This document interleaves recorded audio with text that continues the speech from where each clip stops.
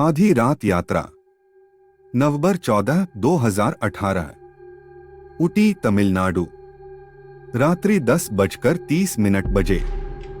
चूंकि ऊटी में नवंबर का महीना बहुत ठंडा होता है, उस रात बेहद ठंड थी। सिटी वेलिंगटन के बस टर्मिनल में स्थानीय सिटी बस मेट्रोपालियम की अपनी अंतिम यात्रा पूरी करने के लिए तैयार थी। जब बस टर्मिनल से बस रवाना हुई तो बस यात्रियों से पूरी तरह भरी हुई थी। लेकिन जब बस रुकी तो एक एक कर सभी हथियार बंद होकर जाने लगे। ऐसे में अब अंतिम शहर जाने के लिए सिर्फ 7 पड़ाव और बचे हैं। अब उस बस में कोई नहीं है। उस बस में एक ड्राइवर जो करीब 40 साल का था और एक बस कंडक्टर, एक युवक था। बस का प्रबंधन तमिलनाडु के स्थानीय राज्य परिवहन द्वारा किया गया था। इसी तरह उस रात ड्राइवर और कंडक्टर के साथ बस उस रूट पर अकेली जा रही थी। उस सर्द रात में उस रास्ते में कोई नहीं था। बस का ड्राइवर और कंडक्टर ही जा रहा था। अब बस स्टॉप पर रुकती है। वहां कुल 4 लोग बस में सवार हुए। इनमें एक 19 वर्षीय युवती दर्शनी भी थी। एक युवा जोड़ा जिसकी उम्र 20 और 25 साल थी और दर्शनी के स्कूल के सहपाठी आर्यन चिन्नमपल्लम पोलाची का एक 20 वर्षीय युवा लड़का। तो उस बस स्टॉप में कुल 4 लोग सवार थे। अब उस बस में ड्राइवर और कंडक्टर को मिलाकर कुल 6 लोग सवार थे। बस में चढ़ते ही दर्शनी बीच की सीट पर बैठ गई। आर्यन उसके सामने बैठ गया। वे युवा जोड़े ड्राइवर की सीट के पीछे बैठे थे। अब बस अपने गंतव्य तक पहुंचने के लिए केवल 6 स्टॉप पीछे थी। कोठागिरी कुन्नूर रोड। 12:45 पूर्वाह्न।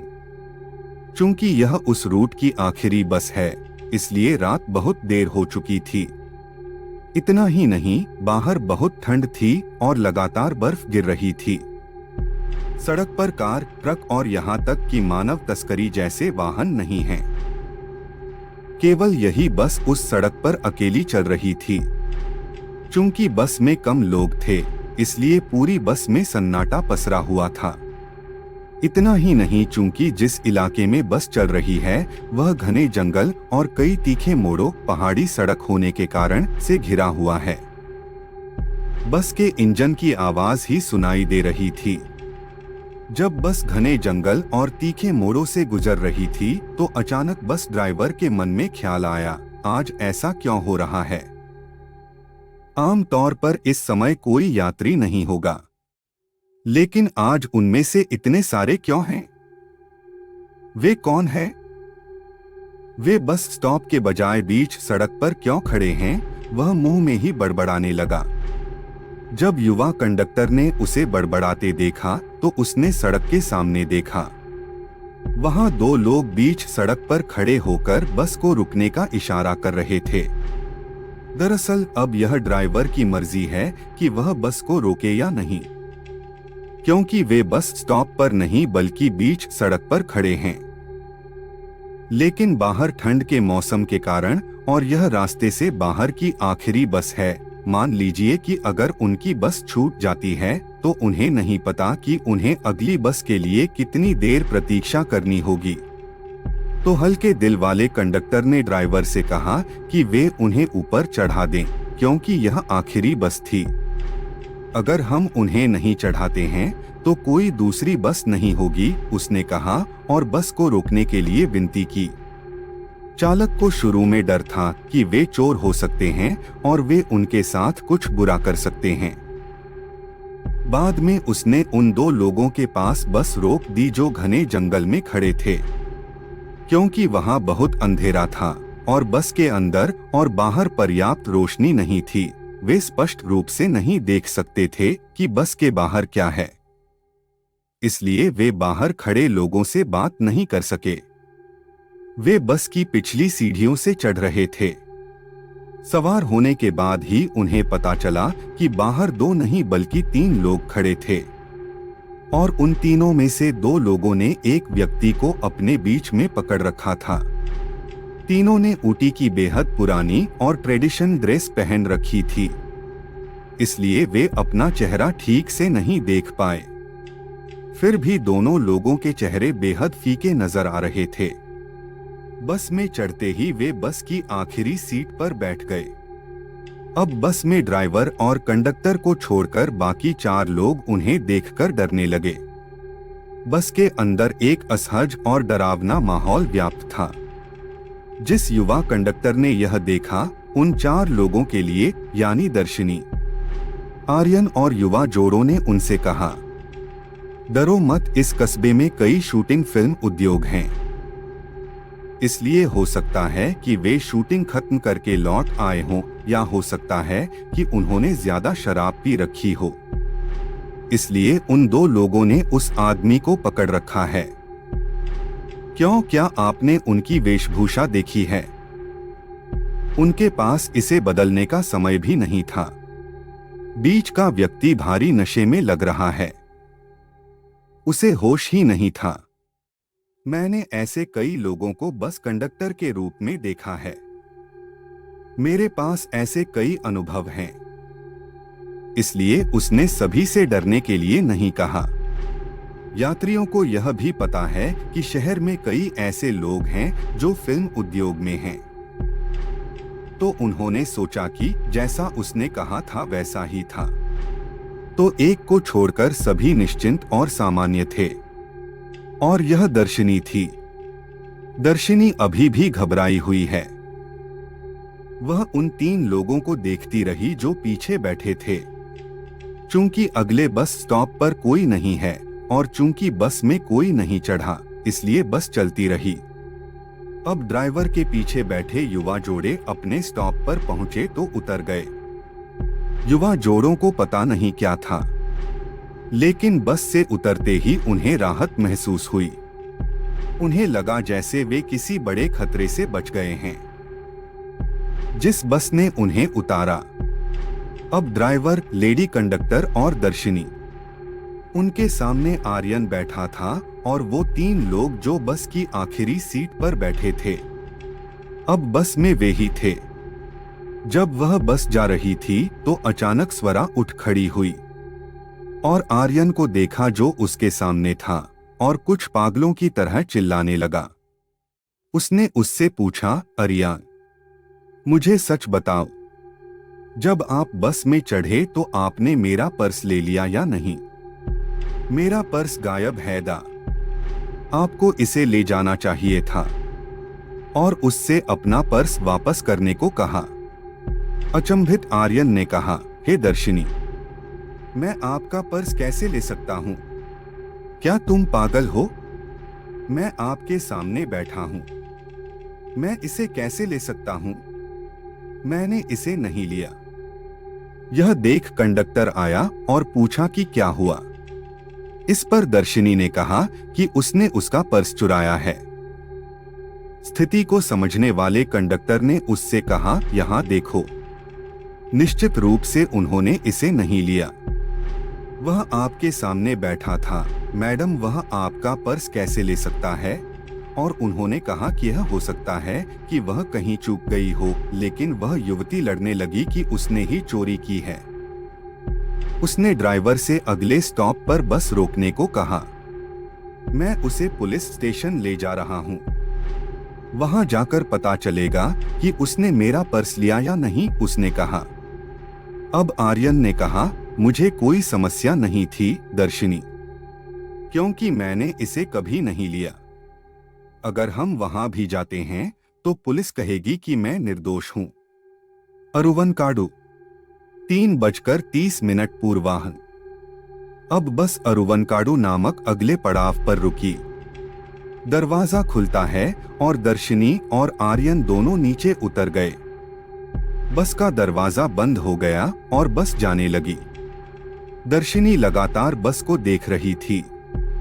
जब बस उसकी नजरों से ओझल हो गई, तभी उसे राहत महसूस हुई और उसने गहरी सांस ली। आर्यन, जो कि दर्शिनी के साथ सड़क पर खड़ा था, यह देखकर बहुत गुस्सा हो गया। उसने लड़की से पूछा, हे दर्शिनी, तुम यहाँ क्यों खड़े हो और थाने चलने को कहा? दर्शिनी ने कहा कि वे पुलिस के पास नहीं जा रहे हैं। तब आर्यन ने पूछा कि क्या वह सच में पागल है। उसने उससे पूछा, यह मेरे लिए आखिरी बस है, मैं होम टाउन कैसे जा सकता हूँ? क्या आप नहीं जानते, आपको मुझे धन्यवाद देना चाहिए, मैंने तुम्हारी जान बचाई, दर्शिनी ने आर्यन से कहा। यह सुनकर आर्यन भ्रमित हो जाता है। क्या? आपने मेरी जान बचाई? तुम क्या कह रहे हो? मैं समझ नहीं पाया, दर्शिनी युवक ने कहा। उसके लिए महिला ने कहा, आर्यन, वो 3 लोग जो बीच रास्ते में बस में चढ़े, वो इंसान नहीं हैं। जन्नी और आदित्य के बाद आप हमारे स्कूल के दिनों में मेरे सबसे करीबी दोस्तों में से एक हैं। इसलिए केवल मैंने तुम्हें बचाया, क्योंकि मैं एक अनमोल आत्मा को खोना नहीं चाहती थी, दर्शिनी ने कहा। और आर्यन ने तुरंत क्या कहा, तो आप बस के चालक दल के सदस्य को बता सकते थे, हम उन्हें भी बचा सकते थे, दर्शिनी। उसके लिए दर्शिनी ने कहा, मैंने उस कंडक्टर आर्यन को पहले ही बता दिया था, लेकिन जब मैंने कहा तो उसने कहा कि यह मेरा भ्रम था, और उसने यह भी कहा कि मुझे डरना नहीं चाहिए। अब आर्यन ने उससे पूछा, ठीक है, हम अब क्या कर सकते हैं? दर्शिनी ने कहा, आर्यन, हम पुलिस स्टेशन जा सकते हैं। दोनों जो कुछ हुआ था उसे बताने के लिए दोनों थाने गए। जब वे थाने गए तो उन्होंने पूरी घटना की जानकारी दी, लेकिन कौन सी पुलिस उनकी बताई कहानी पर विश्वास करेगी? जन्नी और आदित्य के बाद आप हमारे स्कूल के दिनों में मेरे सबसे करीबी दोस्तों में से एक हैं।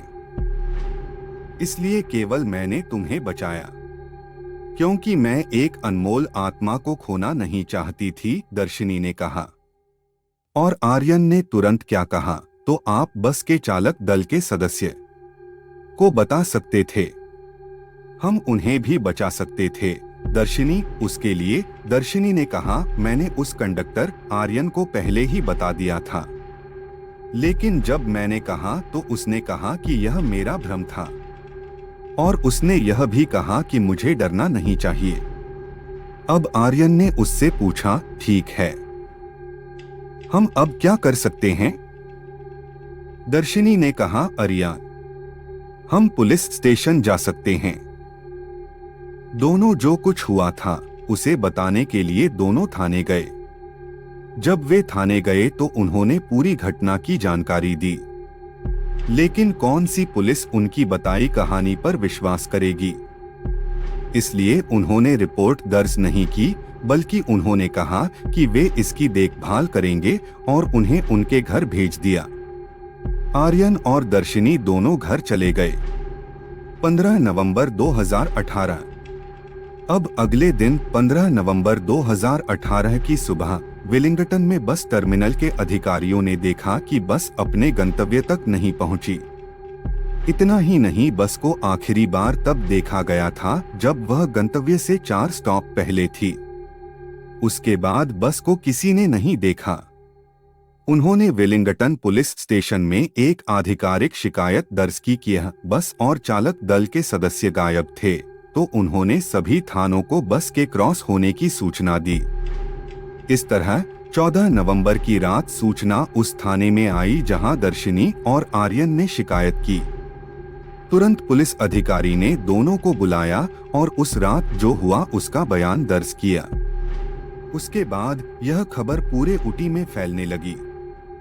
दर्शिनी और आर्यन ने मैगजीन को इंटरव्यू देना शुरू किया। ये उस दिन के अखबारों की सुर्खियां थीं। अफवाहों ने कहा कि बस को टेलीपोर्ट किया गया था, लेकिन अगले दिन यानी घटना के 2 दिन बाद बस का ठिकाना मिल गया। जहां से बस मिली थी उस जगह से 85 किलोमीटर दूर जहां महिला और युवक दोनों उतरे थे, यानी विपरीत दिशा में जहां बस वास्तव में जाना चाहती है, और वह भी भवानी नदी में डूबी हुई स्थिति में मिली।